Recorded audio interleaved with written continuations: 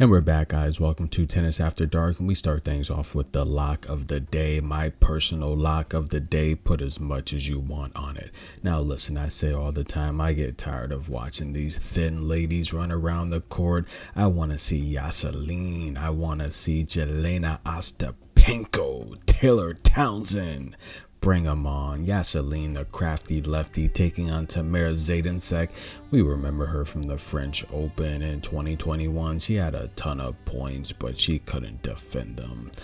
I don't know if she's overvalued, you guys, but this is a matchup that was just bad.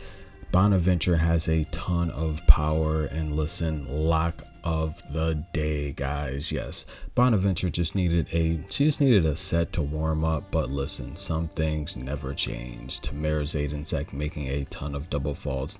Now, once Yaseline got warmed up, now listen, she's a good indoor player, but she has been playing some tough competition, especially in the last round in Auckland. And look, she is in form. She is playing very, very well.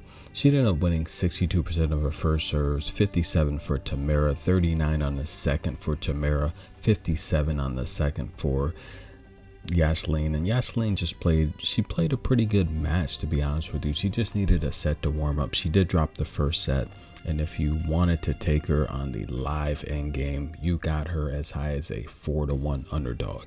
Yaseline was my lock to win this match from the start. Just her ground strokes, too powerful, left-handed forehand, just too much for Tamara to return.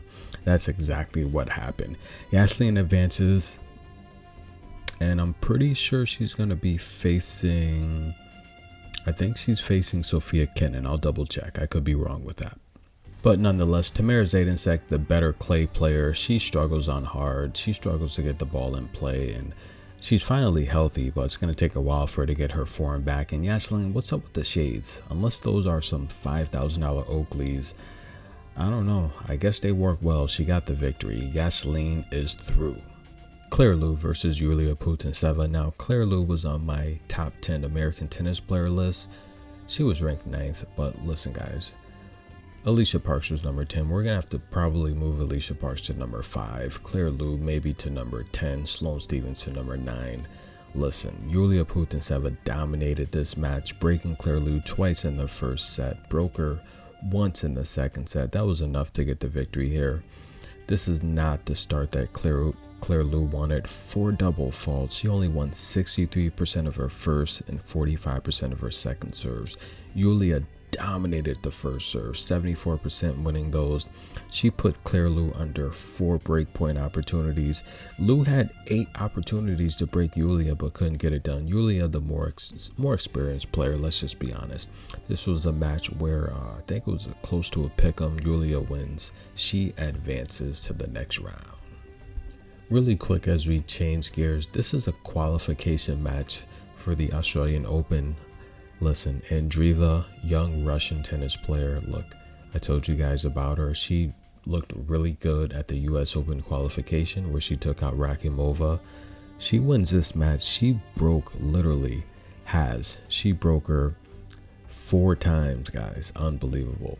I'm sorry, 5 times. She had 10 breakpoint opportunities, broke her 5 times. Unbelievable. Look, her service game was kind of shaky. She won 66% of her first serves, but look, she stepped up in the pressure point situation. I like Andreeva's game. She's a solid baseliner, and I think she's only going to get better. She's a teenager, so watch out for her. Big game, Sophia Kenin. Listen, guys, taking on Lin Zhu, who I gave you that huge lock over Venus Williams. She pulled it out, but the reality here is, listen, Sophia Kenin, this is a winnable match. This is a match she has to win, and she did exactly that. She had 11 breakpoint opportunities on Zhu. She broke her 5 times. At one point, she won 2 service games in a row. Sophia Kenin puts away Lin Zhu. It's a great match. I mean, Lin Zhu's ranked 85th on tour. Sophia always plays well in Australia. If she can get the car started again, who knows where she can end up. Good run at the Australian Open puts her back in the mix. I have personally said I feel Sophia Kenin needs to come out a little more aggressive.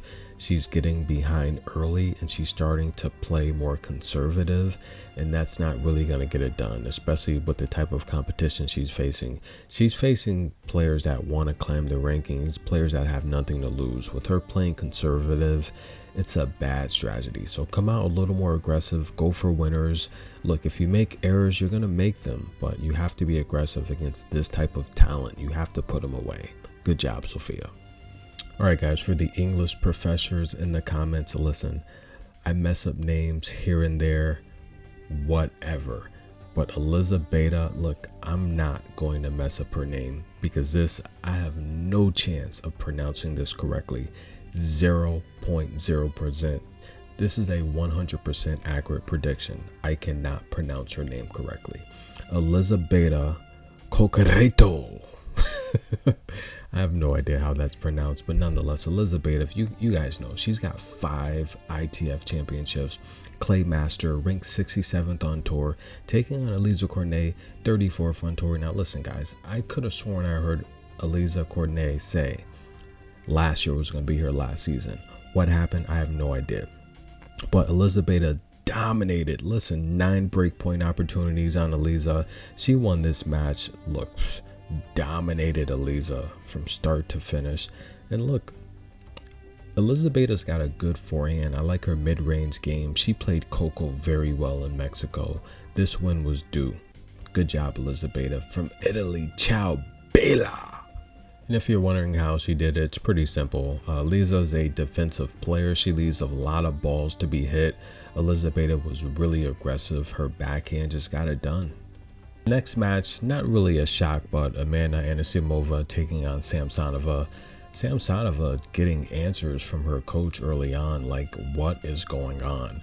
Amanda took the first set 7-5. She won this match in straight sets, but the reality here is if you saw the picture that Amanda took with the small child, that was heartfelt.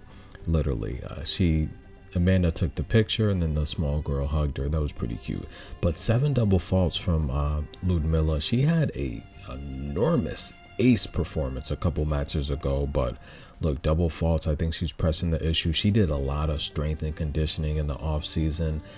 I didn't agree with the type of training she did in the off season. I don't think it's necessary. I think at this stage in your game, trying to bulk on all this muscle and hit opponents off the court, I think it's going to cause a lot more errors like we're seeing here. Look, only getting 52% of her first balls in play, only winning 28% of her second serve, 7 out of 25. It's just, I think the off season was a little wild for her. I don't know if she's going to have this great season like most people would think. She's ranked 19th now. Amanda's dropped all the way down to 29th. Amanda's got to get it together. She needs a huge showing here in Australia. She won the Adelaide last year. What can she do? She's got to do something. Look, 4 double faults. She's still not playing her best tennis. This is a match where Samsonova's level just dropped, to be honest. It's not like Amanda played this phenomenal tennis. Only 64% of her first serves, 50% of her second serves. I mean, she even literally gave up 6 breakpoint opportunities, but Samsonova, she'll get it together. Qinwen Zhang versus Shelby Rogers. This was a great match to see, guys. Zhang would come back and win this match after losing the first set. The third set was actually a donut, to be honest with you. Qinwen kept Shelby Rogers waiting for a while, taking a long break between losing the first set. But listen, Shelby Rogers looks phenomenal. Congratulations on the degree from Indiana University. But Shelby Rogers, this is the best fit I've ever seen her be on the tennis court. So she looks good, but she's got to work on a couple things though. I mean, 10 breakpoint opportunities.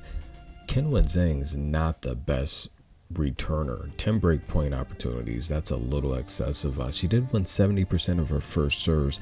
I'm not sure what happened in the third set. In the third set, she dropped down from winning 70% to 50% of her first serves.